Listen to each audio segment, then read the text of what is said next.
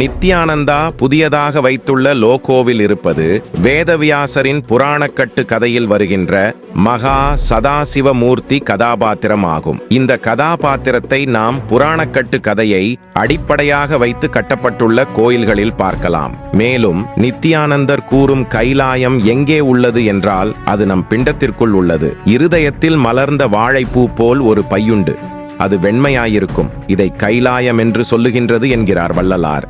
கும்பிபாகம் போன்ற வேத வியாசரின் சமஸ்கிருத புராண கட்டுக்கதையை தமிழாக்கம் செய்த திருமந்திரமும் சிவபெருமான் கைலையில் வசித்தார் என்று உறுதிப்பட கூறுகிறது.